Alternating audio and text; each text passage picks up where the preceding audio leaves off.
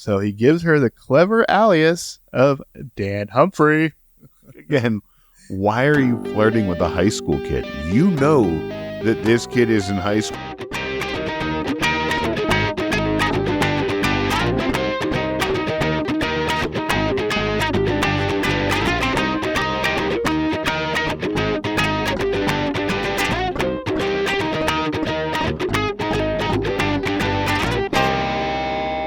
Hey, Upper East Siders and all you scandal-loving listeners out there.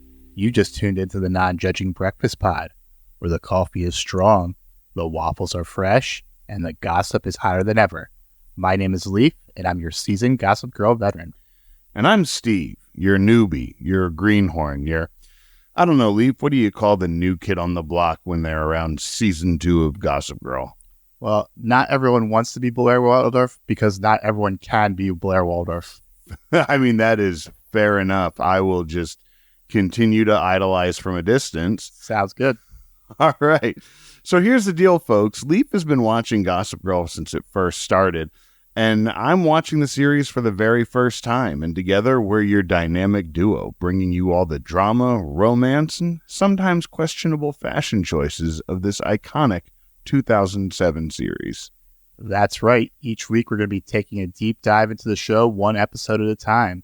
We're going to analyze all the parallels, obscure references, and of course, the couture catastrophes.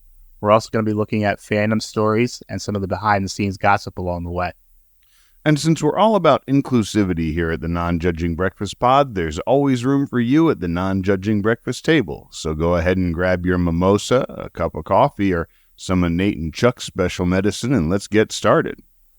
Yeah, so we are not here alone. We are here with another guest today. A few weeks ago, you got to meet the wife of the pod. So now we have the son of the pod, Jake Marchion. Say hi, Jake. Hi, I'm Jake. Son of pod. So, Jake, what is your history with Gossip Girl? I watched till about season 3 or 4, and then I got distracted by other shows. Yeah, a lot of people do tend to tune out about that point. I have seen a good bit of it. I never really finished it, but I've seen at least to this point for sure a few times. So without spoiling, who are your favorite and least favorite characters?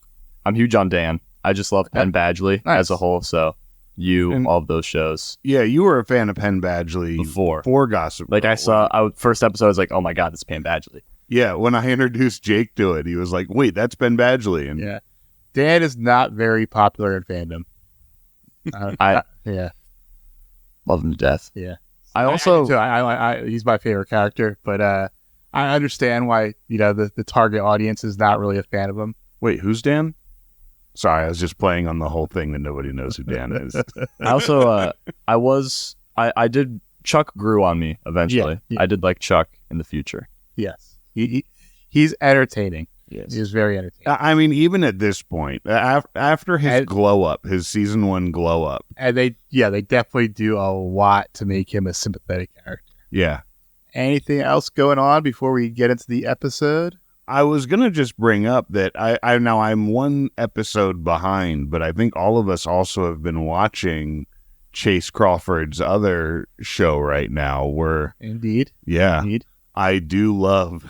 The Boys. We are speaking of The Boys. I love The Boys. I do love that he is, once again, just like this, his greatest attribute really is being hot. And so much so that the one character is willing to lobotomize herself to be into him for one time.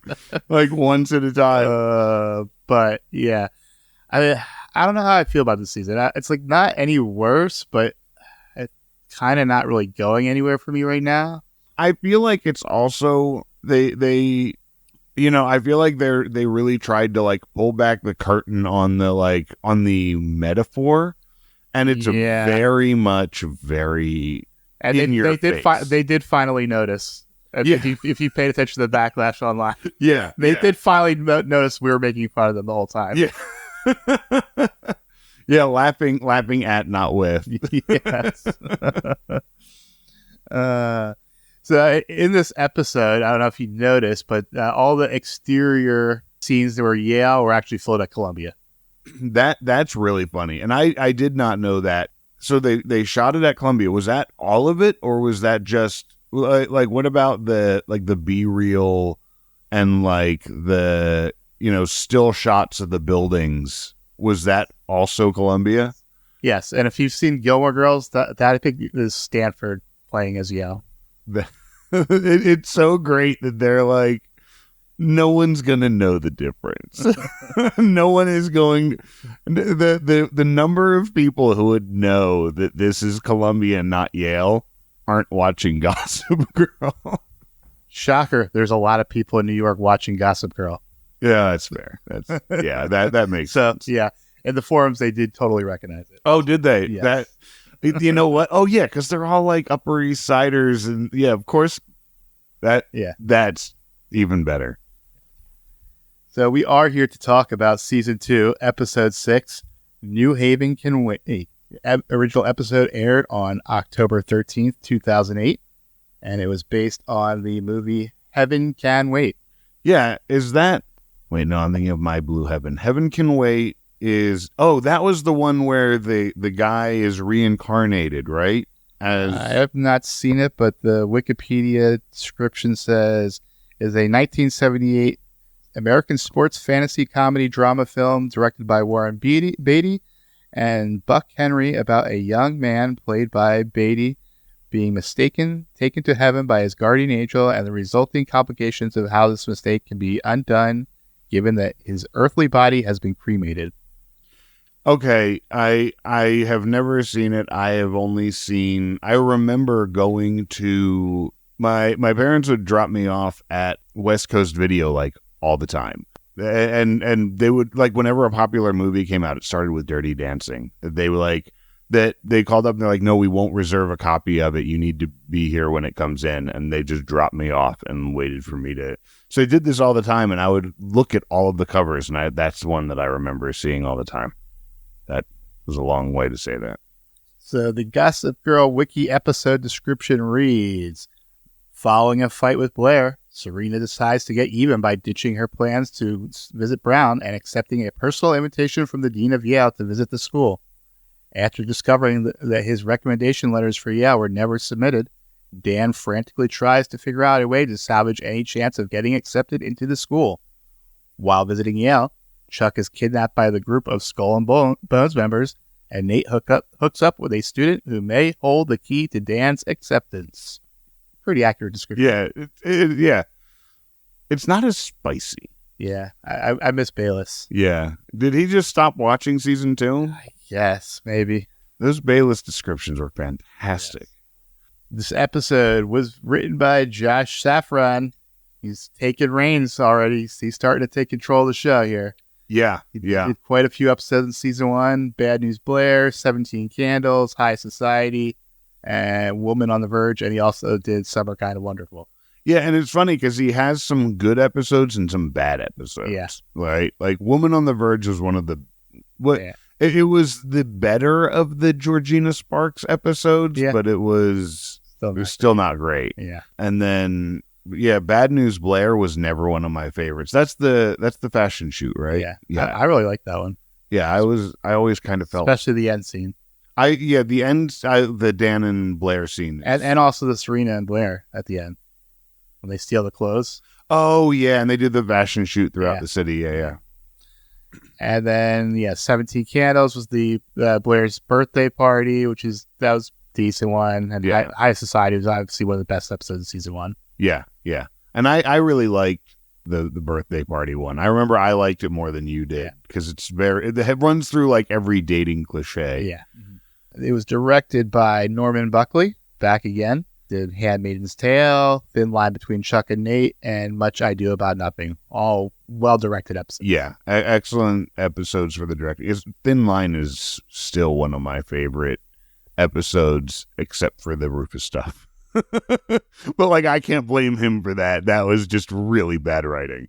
So we get into the episode. We open with another Blair Audrey dream sequence. Blair is Eliza Doolittle from My Fair Lady and interviewing for Yale. However, her meeting was crashed by Serena. I love it. I love it. What did you think, Jake? I thought it was pretty wacky, but in a good way. It was very like out there. Mm-hmm. It's funny. Yeah, this is one of the Audrey movies I have not seen. So I actually saw this in like middle school. We had to watch it. My middle school music teacher got me into theater. You know, it was watching the movies that she showed us that got me into like theater and stuff. And was the movie a musical as well? Yes. Oh, okay. Yeah. Was Audrey Hepburn singing? Was she in My Fair Lady or was she in Pygmalion? She's in My Fair Lady. Because My Fair Lady is a musical. Pygmalion is the non-musical. Well, I knew it was a musical theater, but I didn't realize the movie was also a musical with her. I think I'm 99% sure it is, unless there's two versions of it, and it's not her version. But although I can't remember her singing, I wish I could. Other than The Rain in Spain is mostly in the plane, I'm pretty sure. I thought it was. We get a Gossip Girl monologue. Rise and shine, early birds.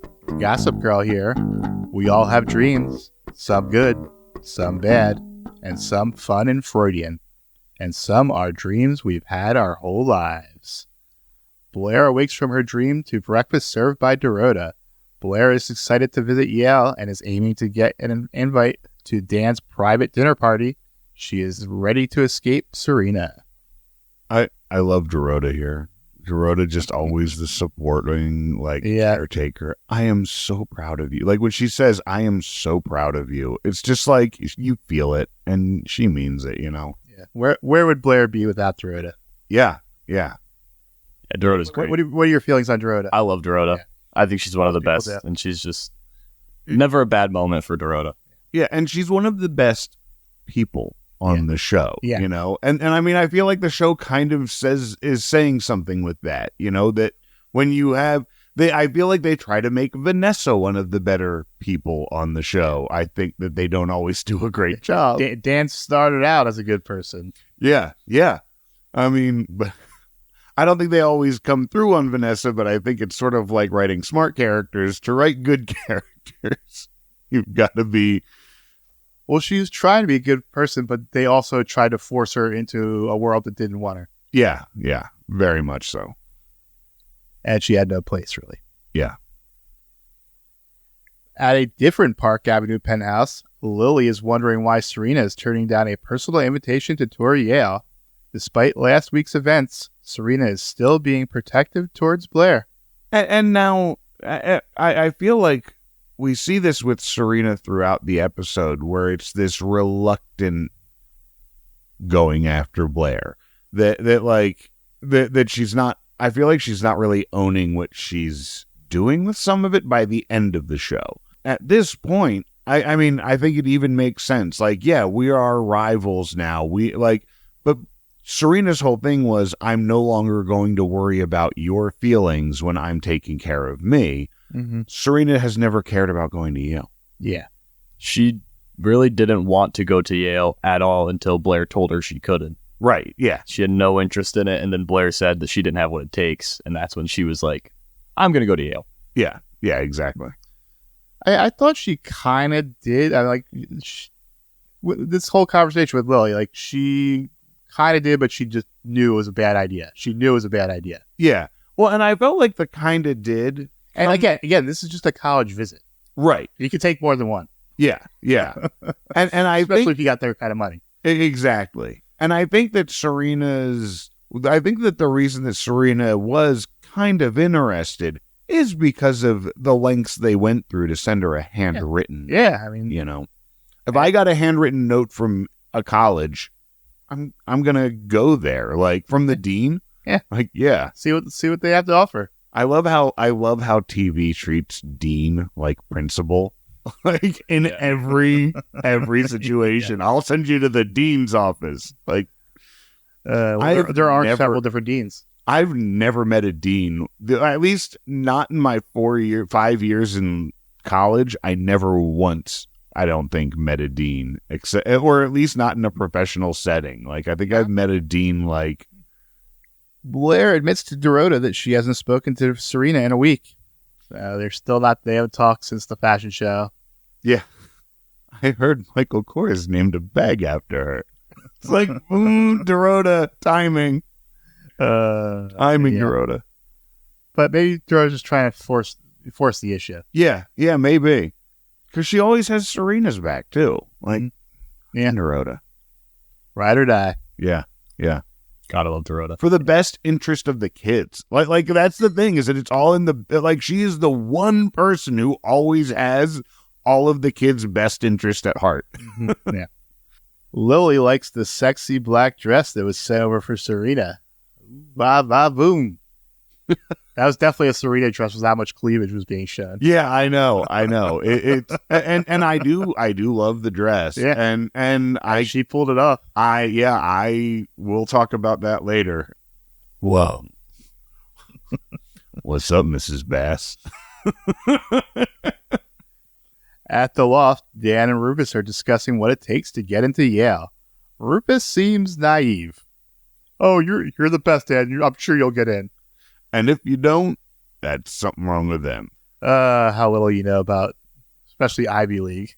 I do feel like Rufus is trying to do some solid dadding here, though. Like, I think that Rufus, he's trying, I guess, but I mean, he's swinging. He's not going down. He's not going down looking. Of course, he's going to be encouraging, and Of course, he'll be encouraging and enthusiastic. It's Dan. It's not his other child. Yeah. We'll get to that. Yeah, we will. Chuck and Nate are also discussing college plans. Nate wants to get away from his family, and Chuck wants to join the best secret society. I love that Yale is now Nate's safety school. Yes. What did you see, Jake? I mean, from that part there, I didn't really get a whole much, but I did find it funny that they were saying like that Yale is a safety school for anyone at all, and that Chuck is trying to join a secret society. Like, it doesn't surprise me at all for Chuck. It's like perfectly on brand for him. I think this is Chuck's best scheme so far to date, by the way. Is this the first secret society that's been mentioned in the show? Yes. Okay. So let's start keeping a tally. Okay. Oh, that's really fun. And I think it's the first mention, but it's the first we've seen for sure. Yeah. But like, just I'm judging colleges based on their secret societies, and now the Skull and Bones is like allegedly a real thing, right? Oh, it definitely is a real thing. Yeah. I mean, and it's still in operation or whatever. Yeah. You have these things at other schools too, but I love that. I love that, it's so on brand for Chuck to be looking into that for schools. Again, this is the best Chuck scheme because, again, didn't see it coming at all. And man, is he, yeah. But of course, Chuck wouldn't go to college. Right. Why would he? Well, I mean, I could see Chuck going to college, right? And taking all just bullshit classes and just so he can say he went, but also just to be a part of the campus. I could see him like not really going to college, He'll but just tag along with it. He doesn't actually even need to enroll. Yeah. Have either of you seen the movie The Skulls with Josh Jackson and Paul Walker? No, but I heard of it. Is that what it's about? Yeah. Oh, okay. They're at I think they have it it's Harvard instead of Yale. Maybe it's Yale. But who's the woman actress is the actress from Coyote Ugly, Piper Perabo. Oh, okay. I don't remember her name, but I can see her face. Yeah, it's not a great movie, but it's kind of funny. The students are getting a lecture on maintaining the school's reputation on their Ivy visits, and Dan and Chuck trade insults. When they said we're going to spend the weekend together, I was really hoping for more Dan and Chuck together. Yeah. Although I think that everything, I love everything Chuck did in this episode on an objective level. Yeah. Did anyone notice Nate in this scene? Yeah. Because he was standing right behind them, right? Yeah. What was he doing? Was he doing something? No, he was doing absolutely nothing. And I recall in an episode one, season one episode, you had talked about how Taylor Momsen was not involved in the scene at all. but she was always doing something in the background. Her presence was always chased, and he was just standing there looking blankly forward the whole scene. Yeah. Zero reaction. Yeah. I do remember. I know exactly what you're talking about, and you're right. And I mean, again, it like Taylor Momsen came into this show with a different level of acting than anybody else. Serena tries to offer an olive branch to Blair, who promptly douses the branch in gasoline and lights a match. Serena starts firing back, but not everyone can be Blair Waldorf. Yeah. It's so funny how every one of their fights is Blair just like on the offensive for something she doesn't have all the facts about. Yeah. And if Blair would just chill for like 2 seconds, they would get along so much better. Yeah. But at the same time, also, Blair, fuck you. UPenn? Like, you're going to shit on UPenn here and when with our Philadelphia podcast here? UPenn is an Ivy fucking League school. Robin, it's only the Holy Trinity. Robin has her graduate degree, has her master's from Penn. I actually agree, like wholeheartedly here, because Penn's my dream school. Yeah, so it's like, what the hell? Yeah, Jake dreams of grad school also at UPenn. Yeah. Jake is starting college in the fall, which is why we should have maybe mentioned that why this is a fun episode, because Jake just got done doing this. Not at Yale though. Not at Yale. And a lot less drama with it. No secret societies. I wasn't tied to anything. Excuse me, you actually absolutely went into a secret society of sorts. The frat? Alpha Chi Rho is a fraternity, and they definitely have, it's not, I wouldn't say it's a secret society, but it has secrets. None we want to hear. None you want to hear. I wasn't kidnapped or anything. That's you were the not difference. kidnapped. That did not happen like the episode. They duct tape your buns together? No, they did not. They did not. I was not tied to anything or no bags over my head. No. Look out, B. There's a cannonball coming your way. In Brooklyn, Jenny is trying to use Vanessa to convince Rufus to let Jenny work and homeschool. Thankfully, it appears Rufus-Vanessa relationship is trending back towards appropriate levels. Yeah. Trending back toward. But yes. Rufus has zero interest in... Like you can tell right then and there that he's like, yeah, I'll go do this thing. That's how I'll send you back to school. Yeah. But like I said, he's always supportive of Dan's writing. 100%. Yep. That's why you were number 9 on the 10 most forgotten list. Hey there, scandal-loving listeners. Did you ever wonder if there was a way you could support your favorite Gossip Girl podcast? Well, now there is. Just visit patreon.com/nonjudgingbreakfastpod. There are 4 tiers available to choose from. You can help offset our server costs for as little as $1 per month. By signing up, you can get access to great perks like early episode releases, shout-outs on the podcast, and monthly watch parties on Discord. Come claim your spot at the Non-Judging Breakfast Table by visiting patreon.com/nonjudgingbreakfastpod.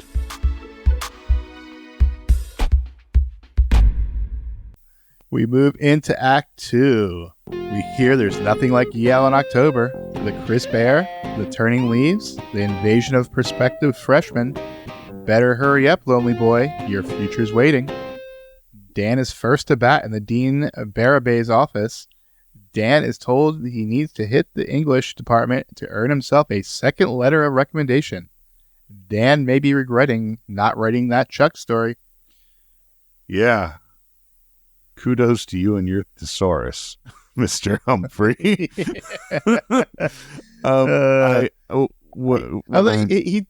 He has improved his interviewing skills, I have to say. Yeah. Oh, yeah. From his last interview like that. When I was in college, a professor talked about this is, spell check and the online thesaurus. These things are brand new.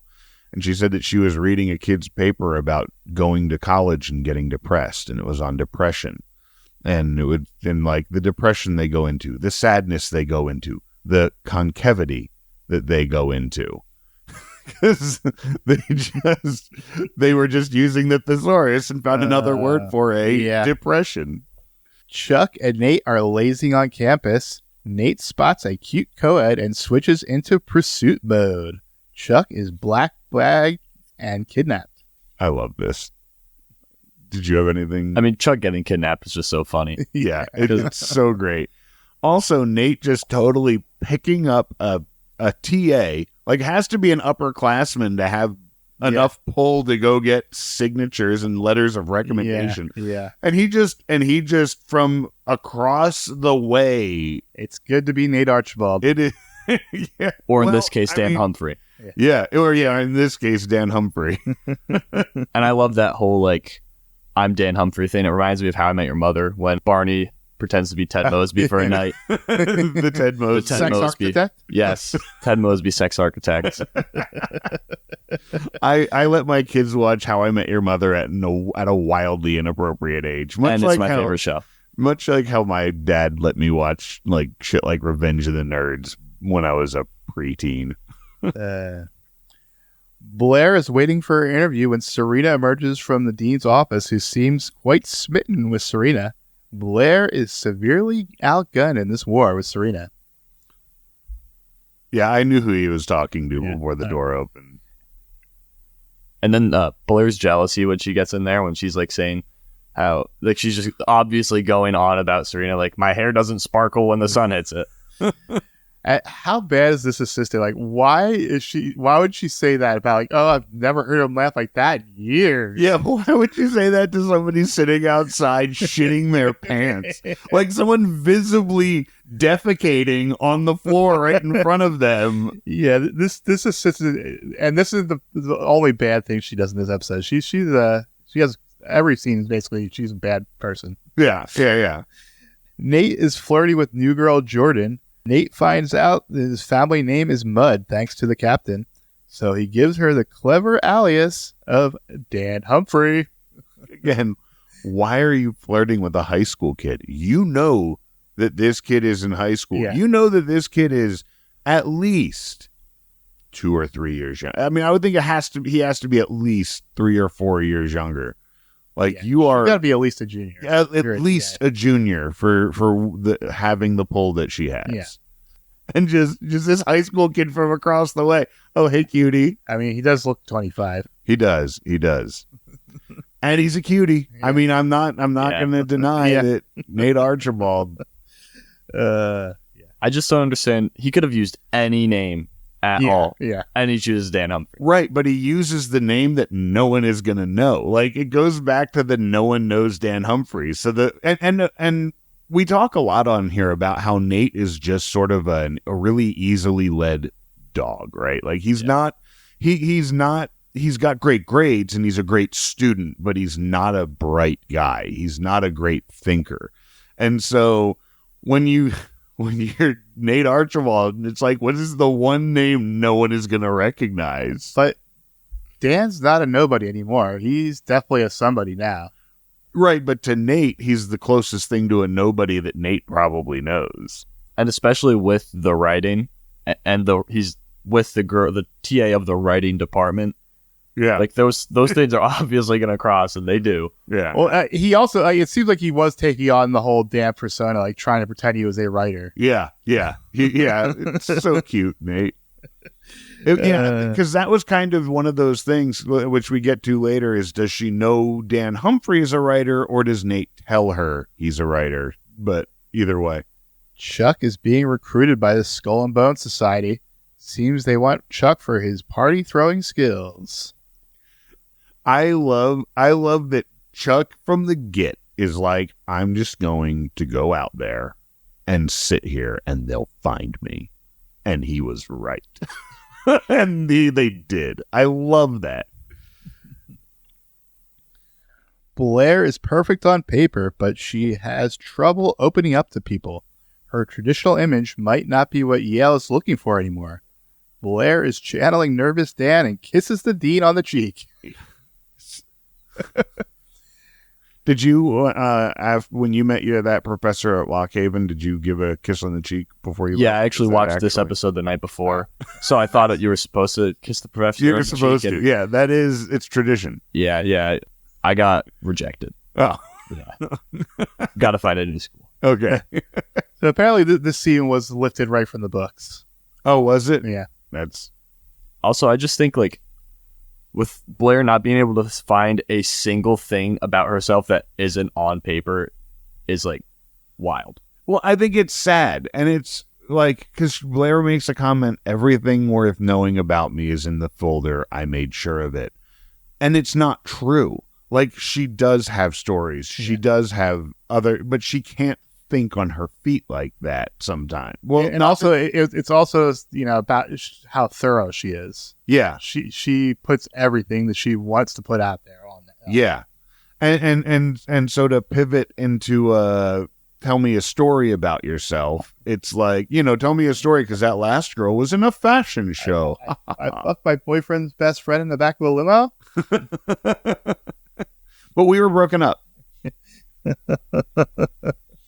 Yes.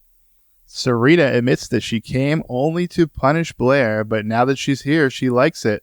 Serena gets invited to the dean's dinner party, much to Blair's chagrin. The new old Serena is just a kiss on the lips, a cold, hard bitch. I, for one, why can't you both go to Yale? Like, why is it yours, Blair? Why is Yale yours and not both of you? Now, I do understand that part of it probably really is Blair is sick of living in the shadow of Serena her whole life, and now it's her time to get out from under Serena's shadow. But, like, also, it's a big school.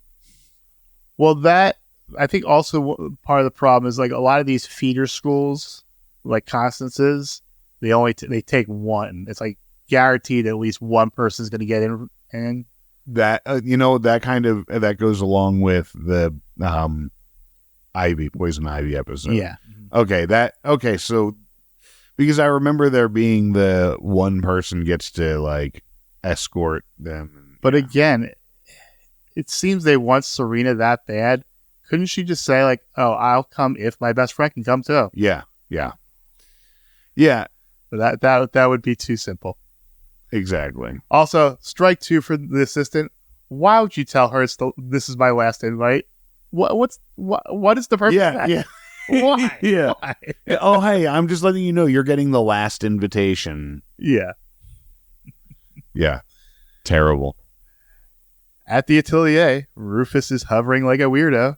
Rufus asks Eleanor to be the bad guy and fire Jenny, but Eleanor rightfully laughs in his face. Yeah. So bad, Rufus. Yeah, what a dickhead. Did you have anything, Jake? I mean, he's just...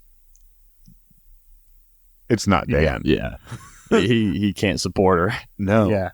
I fucking love Eleanor here. I love her. If you had dreams when you were 15, if they all started coming through, would you just put them on hold? Like, I'm not going to fire your kid. This is a young person's game. She's doing everything I want her to. Like, yeah, get him, Eleanor. Chuck and Serena bump into each other walking around campus. Chuck divulges Blair's strategy for dinner to Serena. Chuck and Serena's dynamic is so creepy considering their history, but I can't help but cackle at the banter. I love they're hilarious. Yeah, they're great. And it is creepy, but that's Chuck. Yep. I also really liked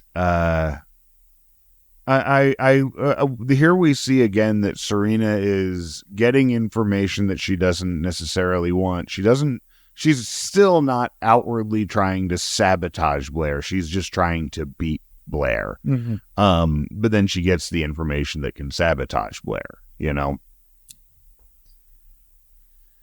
Nate is making out with Jordan in her dorm room. Nate has ridiculous game because he's giving all the wrong answers, and yet it somehow works.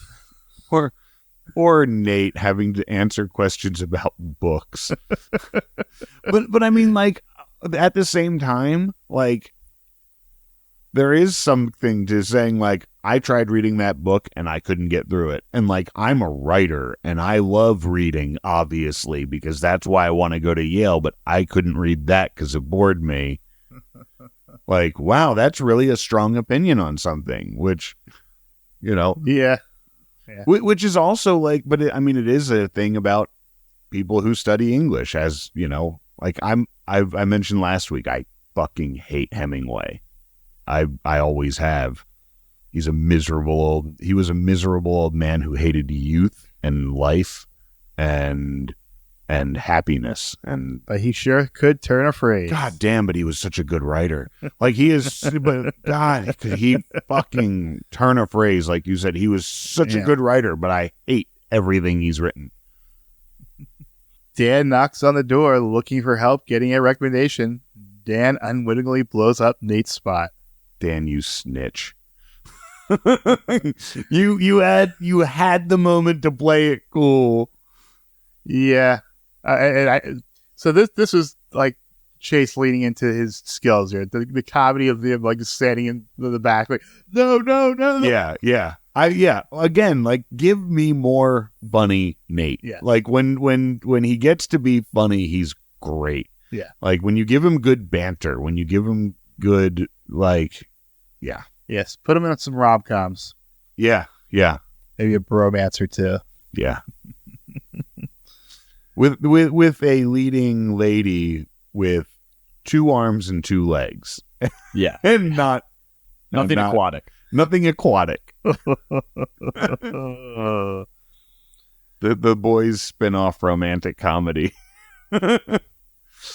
She had 8 legs and lived in the ocean.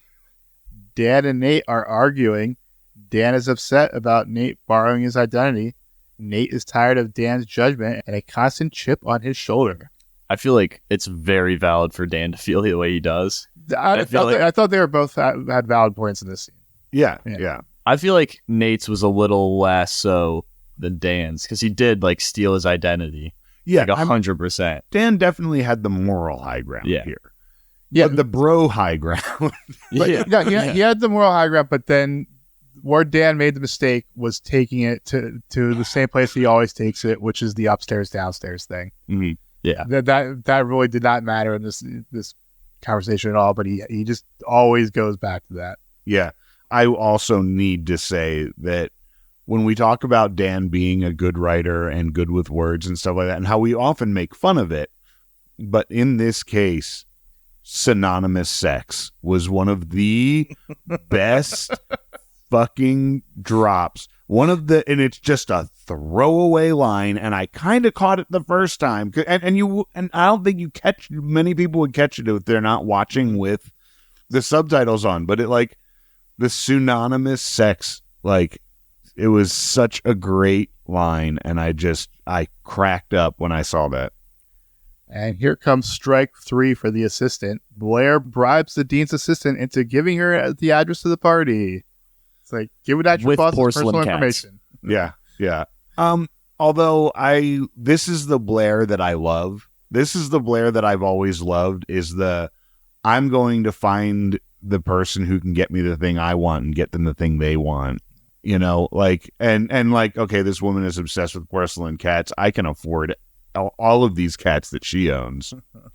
Where can I go find what? And you know that Blair just went and was like, okay, porcelain cats. What is the most rare porcelain cat that I could find right now? What is this woman going to want? Like, I love it. I love that point. Yeah. And as you mentioned, this is the Blair that gets what she wants, and Gossip Girl takes notice because poor S, she should know B's rules by now. When someone leaves you off the list, don't get mad. Get in. I love that. Don't get mad. Get in. Rufus is impressed with Jenny's skill, talent, and responsibility. However, that is not enough to sway him. Jenny acquiesces, but asks to run one last errand. Rufus is such a dick. Like, I was so like, I knew this is what it was going to be. I knew what he was doing from the start. Oh, yeah. And again, this is a very predictable storyline in it, but it's so disappointing for him to again be so supportive of one kid and then just be ready to rip everything out from under the other one. Yeah, I agree. And this is something I don't think I thought of until this watching. Did Jenny plan this whole thing? Because when they get there, she's like, "Oh, I forgot to put this in the garment bag." So we have to bring it back. I kind of wondered that too. And to not, but like Lily wasn't supposed to be there, but like, yeah, I feel like there was an element of Jenny kind of laying groundwork to be like, I can at least, and then she gave the excuse to leave the room. Yeah. It's like, yeah. She's smart. She knows what she's doing. She's a smarty pants. At the Dean's party, Blair and Serena continue to argue. Blair's world is crumbling. Yeah, again, if she wasn't always on the offensive, if she would have just come in there and just been like, you're here to, yeah, I made my way in. Well, okay. And then, Now, did anyone catch the song the string quartet was playing? Okay, I heard it. It was very squeaky, and I couldn't place what it was because I kept getting distracted by, like, did you recognize it? I did not know. It was Muse, Time Is Running Out. Okay, all right. I knew I recognized it, but I couldn't. I really liked it. Yeah, I actually worked for the scene. It did work for the scene. I guarantee you that was an Alexandra Pastovas choice there. Oh, was it? I'm just guessing. Yeah. Chuck one-ups the Beach Boys because his party has 3 girls for every guy. But that's not enough. The rich elites want revenge and demand Nate's head on a platter. Will Chuck turn on his boy, one of his 3 loves? Yeah, I mean, obviously not. Like, I knew then that, like, you have the thought of, like, Willie, but, like... Well, I didn't think the first time, but then the second instance, like, oh, it's like he's going to do it. It's like, wow, is he really going to do this? But then, yeah. Yeah. Blair gets back in the game when she corrects Serena's French. Then Blair uses her father's alumni status to get one up on Serena. Yeah, this is such a throwback to Poison Ivy. Yeah, like this exact thing from that episode. Mm-hmm. Nate tells Chuck he will be at Mike's bar, and Chuck tells him to stay put. Is Chuck really going to do it? Yeah, I feel like the first time I was watching, I was like, no way. At this point, still like, there's no way he's actually going to do that. Serena uses knowledge by watching Henry Cavill on The Tudors to win the next volley with Blair. However, it looks like Blair might have another trick up her sleeve.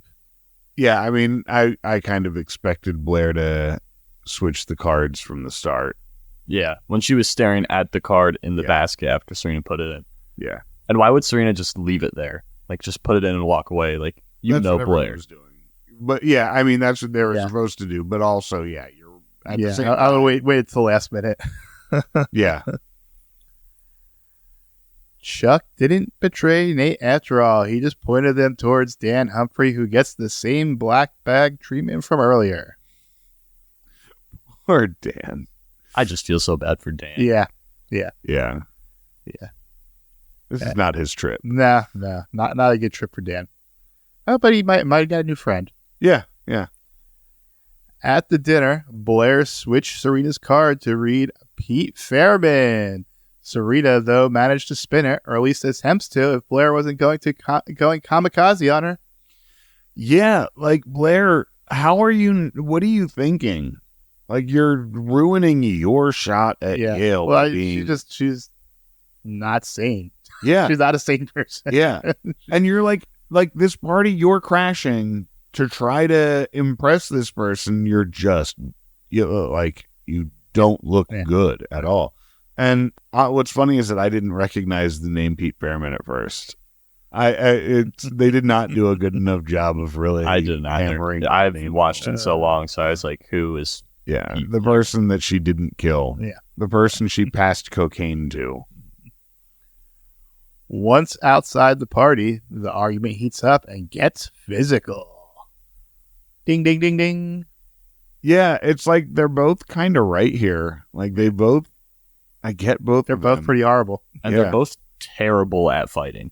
Yeah. Like, that had to be the worst of any type of, like, MMA, wrestling, anything I've ever witnessed in my whole life. I mean, the next time we see them and they're cleaning up, no torn clothes, no messed, their hair is both pristine. Blair is missing her headband. Blair is missing her headband, and that's it. Yeah. So does that mean Serena won the fight if she got Blair's headband off? I believe so. It's like a decrowding. Yeah. Lily is admiring herself in Serena's black dress from earlier when Jenny and Rufus arrive. Rufus channels Keanu Reeves when he sees Lily walk in wearing the dress. Whoa. Jenny offers to pick out a different pair of shoes, which conveniently leaves Lily and Rufus alone. Even Lily is on Jenny's bandwagon here. I feel like you said earlier, Jenny knew what she was doing. Like, she leaving Lily alone to convince him. Yeah. This was a little planned. Even if she wasn't planned from the start, she was definitely thinking in that moment. Yeah. And it's also great because it is a more organic meeting of Lily and Rufus, where before it was Lily just kind of shoehorning herself back into Rufus's life, and he was like, nah. And now here, and Lily, when she's like, I'm always happy to see you. And it's like, man, Lily knows that she made a mistake. Lily, and at least, Bart was, a mistake. At this point, I feel. Also, I hope Lily frisked Jenny after she came out of her closet. Or would it be more likely that Lily would be like, meh. Yeah. She probably wouldn't care. Yeah, I know. Oh, those are only $30,000 Chanel shoes. I don't know if Chanel makes shoes. I don't think they do. The ones in the shot were Jimmy Choo's. Yeah. At the bar, Nate is still waiting for Chuck when the Skull and Bones brothers walk into the bar, bragging about tying Nate Archibald to a statue in the quad. Nate stands up and proudly declares his name, pushes over to the douche bros, and hightails it out of there. Well, yeah, I just kidnapped and assaulted a guy and stripped him down naked, and I'm just going to shout about it in this bar. A round of shots. But again, Chase getting to do comedy. Yeah, Chase gets to be funny, and yeah, I loved it. And physical comedy even. Yeah, and I love starts the fight and then it's like, oh shit. And there's 6 of them. Yeah.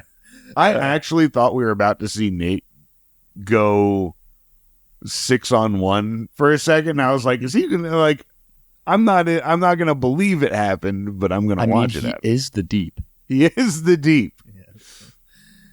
We see Dan in only his boxers tied to the statue in the middle of campus. Embarrassing, yes, especially when you consider his choice of boxers. But considering this was supposed to be the legendary Skull and Bones, I think Dan got off pretty light. Yeah. However, good guy Nate shows up to the rescue. Unfortunately, the captain didn't pass on his nautical skills to Nate because Jordan has to come help with the knot. I remember the first time watching thinking like, dude, all those people that tied up Dan, every one of them has a boat. Yeah. They know how to tie a knot. They've all got boats. Yeah, they're on the crew team. Yeah. Some of them may only have 2 boats now that they had to sell 3 after the captain fucked them over. Yes. Blair and Serena are picking up the pieces from their fight. They agree to go to their separate ways once college starts. Yeah, I wish that they, and I know you're supposed to, but I wish they could see that they don't have to fight each other.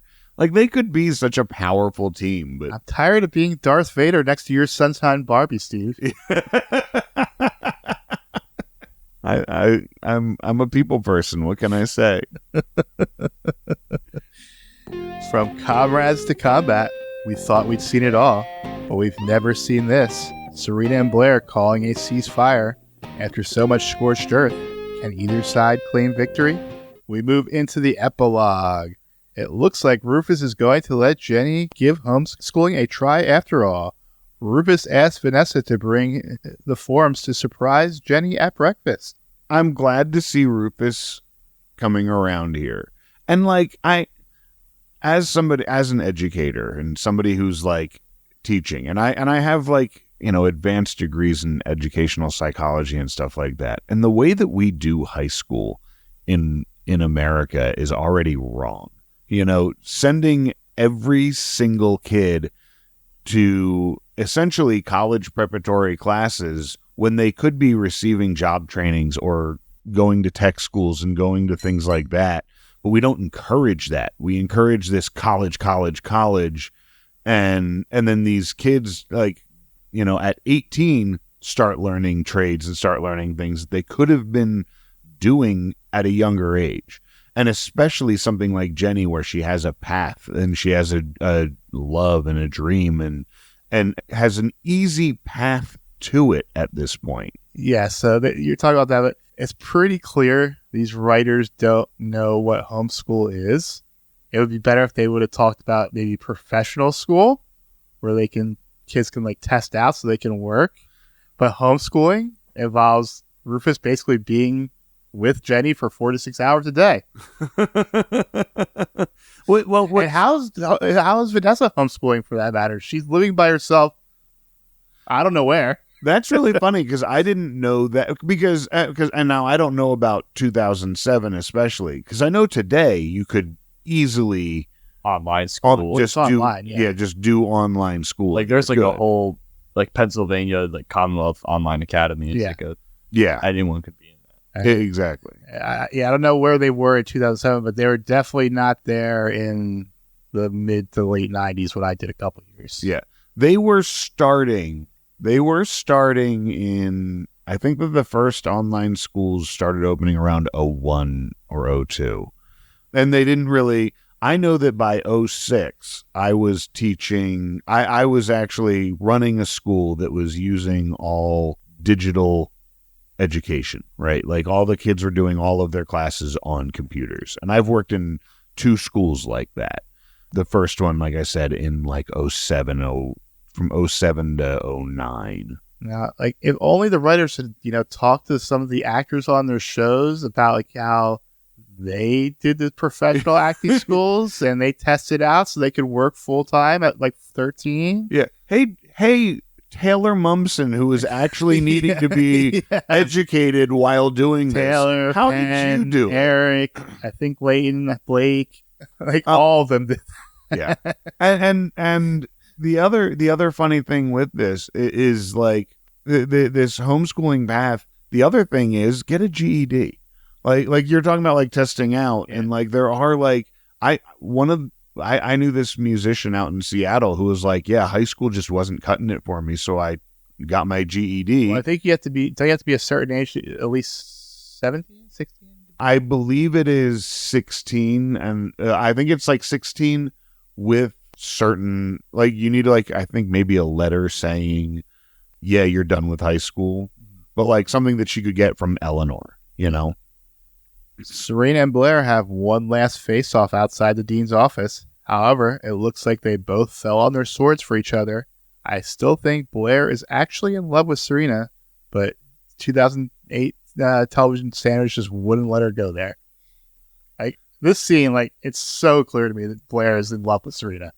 She is in love with her, absolutely. I didn't feel that as much as I felt that she wants to be her. That it's more of a desperately seeking Susan than a romantic love. That's how it looked to me. But the whole thing, I don't want you not in my life, and I can't live without you. And even though I hate you, but I cannot live without you. Yeah. Yeah, I mean that's love. Yeah. Right? Sometimes, I mean, not always, but that is an aspect of it. Yeah. What do you think, JK? Any thoughts? Do you think? Not really. I feel honestly, at this point in their relationship, they should just not. It should be a no contact, a breakup type thing for a while. Yeah, they should.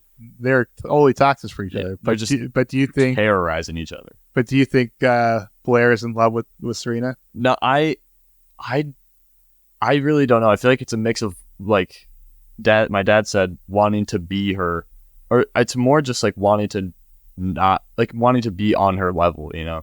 I feel she's obsessed with what Serena can achieve. Mm-hmm. That is definitely an aspect, her status. Dan and Nate and Jordan are walking around campus, and it looks like Jordan is now Dan's errand girl. However, I also see a bromance brewing. But why is she just like running around? I'll find someone for you, Dan. Don't worry. I'll just go around campus asking people. Yeah, a guy that I just met who has the name of the guy that I was of the high school kid I was about to sleep with's name.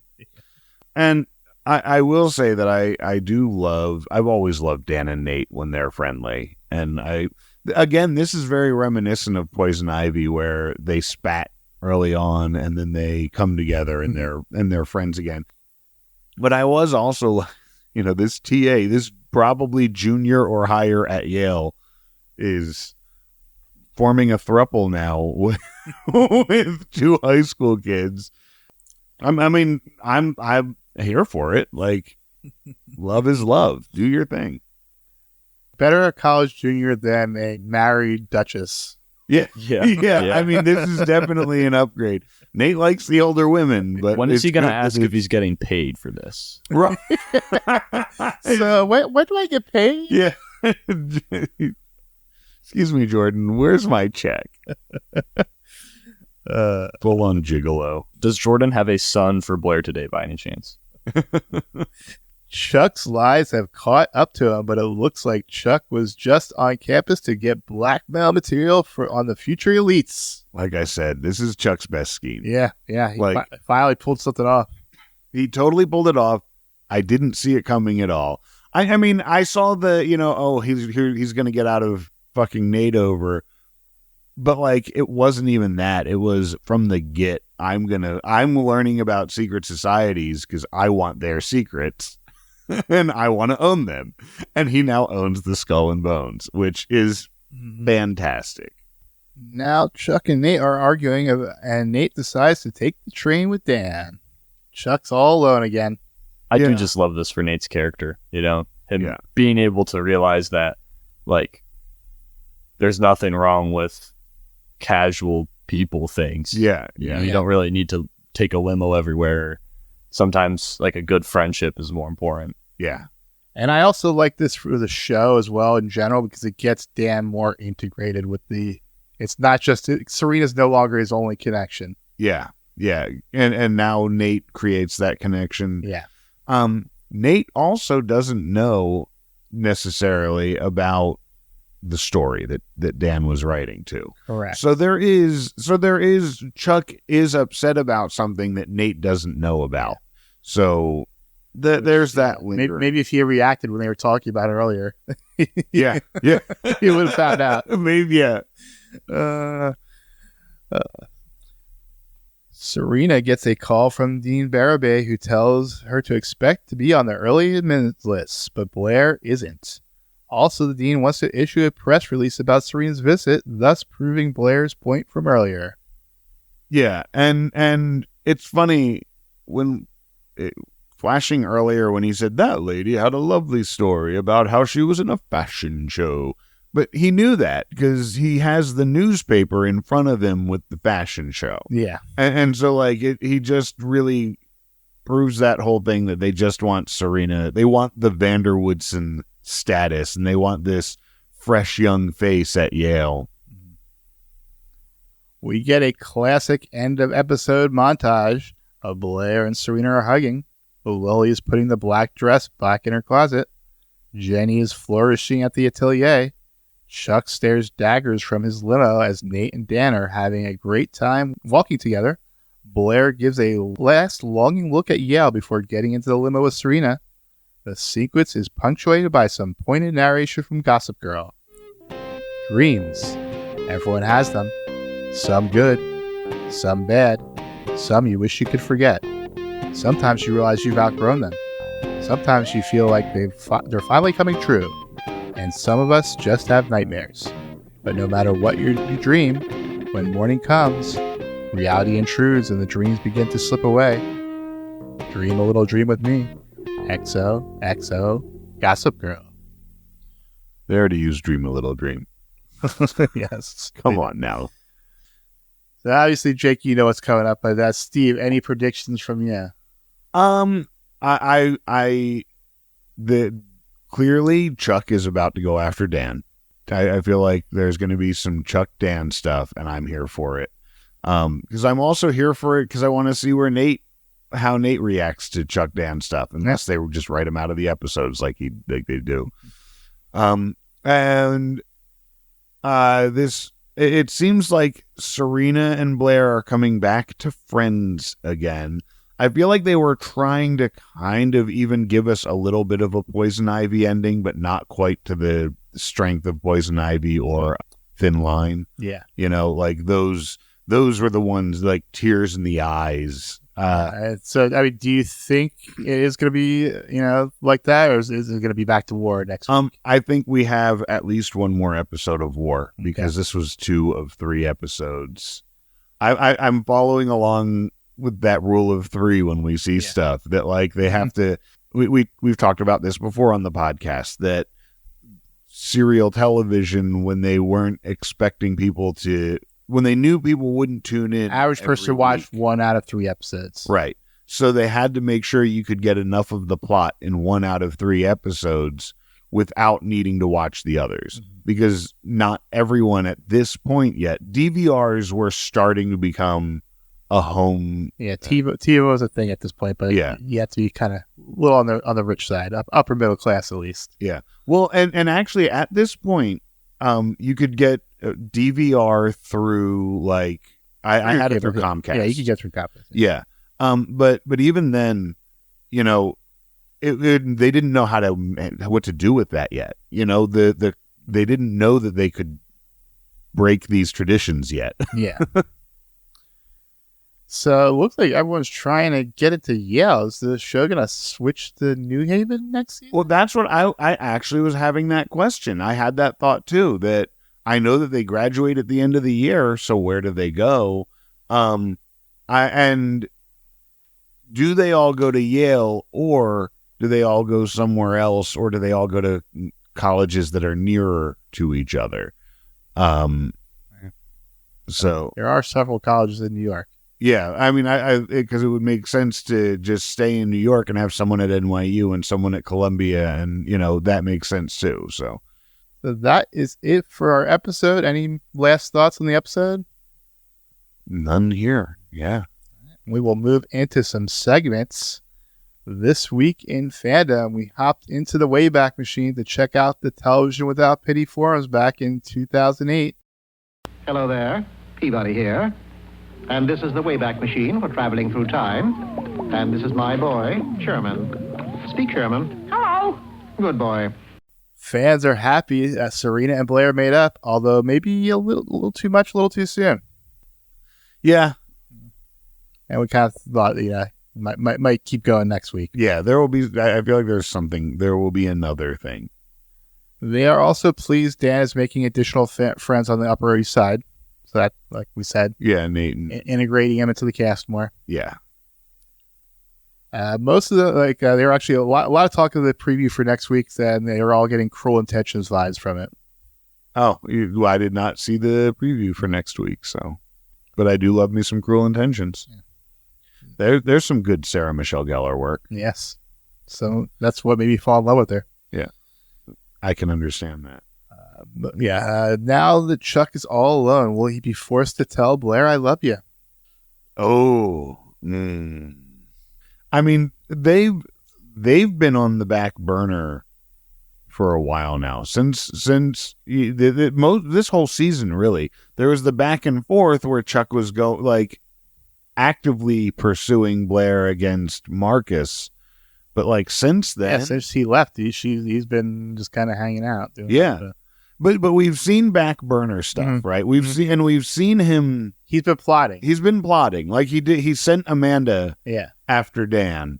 Now this is something that's really starting to bug me. The elitism among the Chuck fans is really kind of starting to annoy me on the forums. It's like you're Nate should just shut up and thank Chuck. Yeah. And then Chuck scenes are so elevated. It's like prestige TV when he's on the screen. Oh Jesus. What are you talking about? Is it because of his hair? Is it because he wears an ascot now? Is it because he's gradually continuing his transition into Fred? He's going to start setting traps for Dan. Yes. And Blair is getting a majority of the support between the Serena and the Blair people still. And there's several Muse fans in the audience. Yeah. Moving on to some episode grades. You went first last time, so I'm going to go first this week. This wasn't quite as good as last week, but it was still a good episode. Directing was good. Norman Buckley always does a good job. All the back and forth Serena and Blair stuff was good.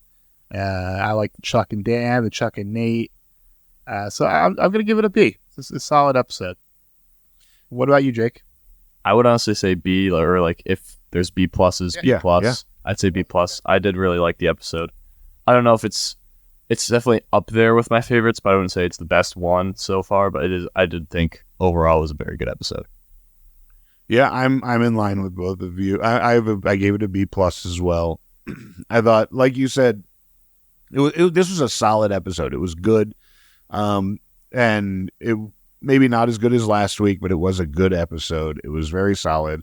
I found that, I kind of have to accept this version of Blair of being a little more unhinged. Well, you got to remember, this is kind of the Blair we got in the first 3 episodes before her and Serena made up. Yeah, you're right. Right. This is kind of how Blair is when her and Serena are fighting. Yeah, she kind of falls apart. Yeah, she falls apart. And she's in love with her. But yeah, for the same reasons, I gave this a B+. I thought it was a good episode. So moving into Stockwatch, going up, I had Serena because she clearly won the episode. She looks like she's getting early admittance to Yale. She did get Blair to forgive her at the end. And yeah, she's good episode. She's the it girl. I gave Dan a good up because he looks like he's going to get his recommendation. He's got a new friend. Nate, same reason, got a new friend, so he's going up. He also looks like he's got to hook up with a hot co-ed. And of course, the real winner of the episode, Jenny. She's fucking awesome. She's my favorite. Yeah. Jake, who do you got going up? I had Chuck for sure. Like controlling an entire secret society of America's future. Okay. I also Dan and Nate both I had going up. I do love the bromance they have brewing, and I think for both of them that's pretty good. And I actually, honestly, Lily for convincing Rufus to let Jenny continue her dream. I think that kind of elevates her a little. Makes sense. Yeah, actually, and I'm going to start. That actually makes me want to add somebody to my list. So I'll start with her, with Eleanor, for going to bat for Jenny. And like literally, she still has this protege, this, prodigy working for her. That's good for her. Then I also had Nate and Dan for all the same reasons you had. I had Jenny, just like you guys did. I gave Rufus a bump up for the very end for coming around. I had both Blair and Serena going down because... We're not there yet. Oh, you're right. Is that all your ups? Yeah, that's all my ups. I always do that. Yeah. All right, so going down, I had Chuck actually going down because even though he got one over on the Skull and Bones, I don't really care about them. Did I say Chuck? Because I actually meant to give Chuck an up also for the Skull and Bones thing. So I get that you give him down, but I really don't care about those people. And the people I do care about, he is all alone. He's got separated from his friends, and he's got nothing right now. Yeah. And then I also had Blair going down because she looks like she's losing out on Yale and was just self-destructing all episode. And also Rufus, because I thought he was horrible all episode. That last scene was not enough to save him in my eyes. That is fair. I actually was considering taking it away before I gave it to him. I'm still thinking about it. So I also think Rufus a little bit down just for... I mean, he came around in the end, but the whole time it's just like Dan is... Can't let anything go for Jenny. Only Dan. Take him off from me. I'm just going to give him nothing. I'm giving him nothing. I also had Blair like way down. Just like the whole outing Serena as a murderer and all of that. It's like, and then just being nuts in front of the dean. She made a complete fool of herself whole episode. Anyone else? I mean, maybe that new Jordan girl for sleeping with a college or high school student, trying to, kind of creepy. That's fair. Now, Steve, you can give your down. Yeah, I gave both Blair and Serena a down. And Blair for what I said, earlier about her just being unhinged when she's in this. But Serena, it is because Serena, when Blair said to her, "You could never get into Yale," Serena was motivated to get into Yale, but she was talking about merit, right? And Serena in the end realizes that if she gets into Yale, it is not on merit. It is on prestige, and it is on her status. And I think that really hurt Serena in the end. And I think that and they also acting a fool on the dean's porch. Both of you, knock it the fuck off. They both go down. Yeah, the main reason why I gave Serena up is she checks all the privilege boxes and she just fails up. Yeah, she really does. She's rich, white, pretty. Yeah, and just yeah. That is it for Stock Watch. Unless you got any more downs? Nope, just those two. All right. But here's the best outfits from the last episode we've seen. Moving on to best outfit. For me, it was Chuck's brown coat with the orange pants. The coat also had some orange stitching to kind of make it like a burnt orange almost. He had green socks, brown leather shoes, and then a pink button-up shirt with a cravat and a matching pocket square. I also went with Chuck's suit. Yeah. And I also love the little ascot. Just like Fred from Scooby-Doo. I thought that was definitely the best outfit. Yeah. I actually went with Lily's dress in the end. Hello, Mrs. Bass. Robin knows that I think Lily is hot. Like, they're good because she's objectively hot. Like, come on. But also that, it was, I thought it was really cool that it's supposed to be a Jenny design for Serena even. I like that dress. All right. That is it for some segments. All we have left is some plugs. But Jake, thank you for joining us. Thank you for having me. Yeah. And where can people find you on social media? I mean, usually just Jake Marchion. It's pretty much all my socials. Anything else you want to plug? Not specifically. Recommendations or anything? He spells his name the same way I do. What about you, Steve? You plugging anything? I think just at this point still sometime next month. This comes out in September. So sometime next month I will be up in Lock Haven for the Fringe Festival.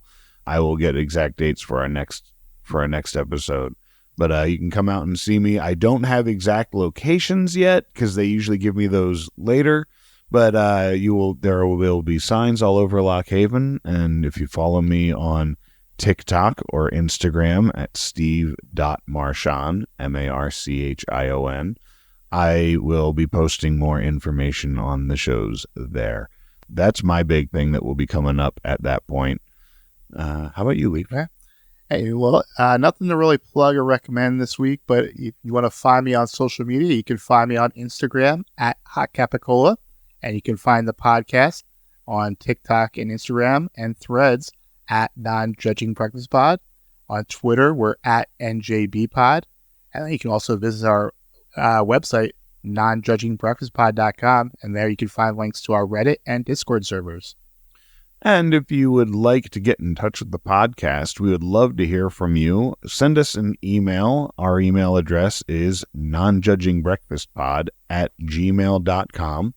We'd love to hear what you have to say and read your comments on air. Also, while you're listening, if you could please give us a like, a comment, a follow, a subscription, and also tell your friends what you're listening to. All of those things really help us out. Okay, and next week we will be talking about Season 2, Episode 7, Chuck in Real Life. The Max episode preview reads, to get revenge, Blair convinces Chuck to seduce Vanessa.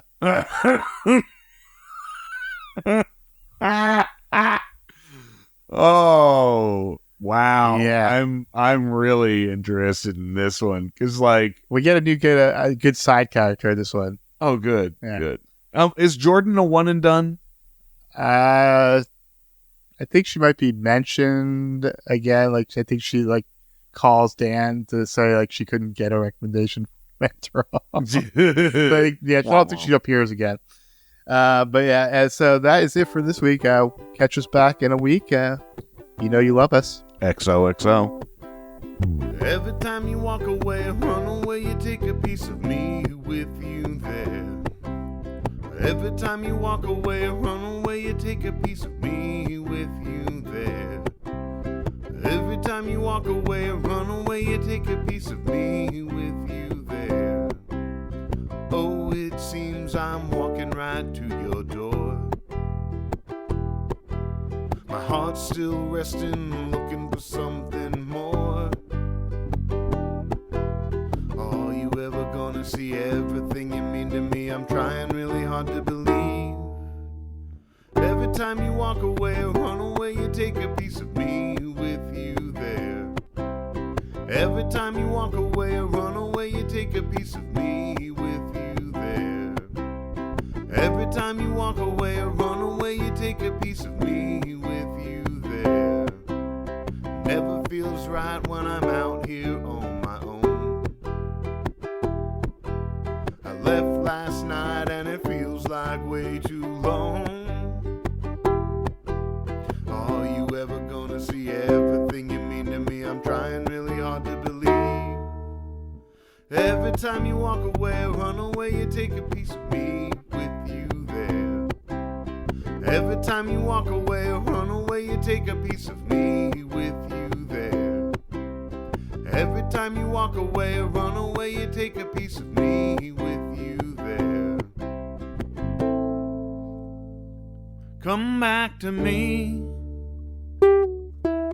Smile and you'll make my life complete. Every time you walk away or run away, you take a piece of me with you there. Every time you walk away or run away, you take a piece of me with you there. Every time you walk away or run away, you take a piece of me with you there. Every time you walk away or run away, you take a piece of me with you there. Every time you walk away or run away, you take a piece of me with you there. Every time you walk away or run away, you take a piece of me with you there. Every time you walk away or run away, you take a piece of me with you there. Every time you walk away or run away, you take a piece of me